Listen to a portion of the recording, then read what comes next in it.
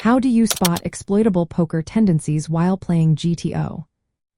Have you ever wondered how to spot weaknesses in your opponents while using game theory optimal strategies? Understanding this can really boost your game.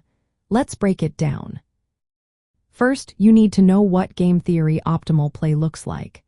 This strategy is all about balancing your bluffs and value bets, as well as your bet sizes and frequencies. When your opponent strays from this balance, they show signs of exploitable tendencies. Start by observing your opponents closely. Look for patterns in their actions compared to GTO benchmarks.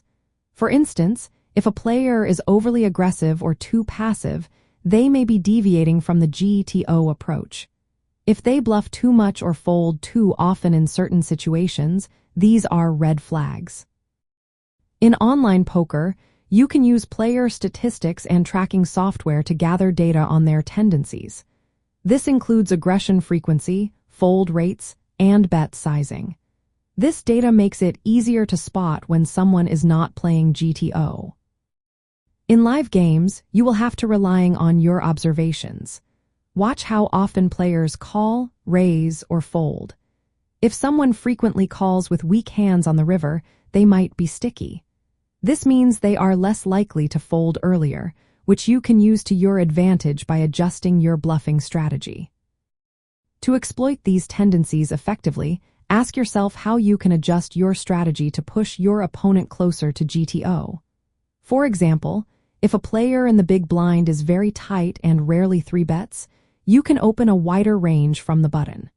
This forces them to tighten up even more, allowing you to capitalize on their passivity. On the flip side, if an opponent 3-bets too narrowly, you might want to fold more often to their 3-bets.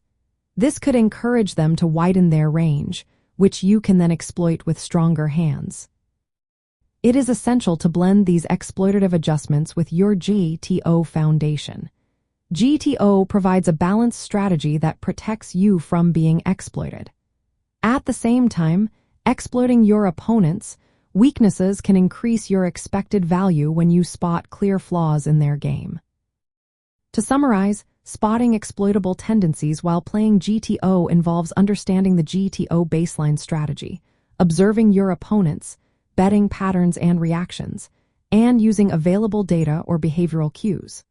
Compare what you see against GTO norms to identify deviations, and adjust your strategy accordingly. This way, you can maximize your edge while maintaining a solid overall game.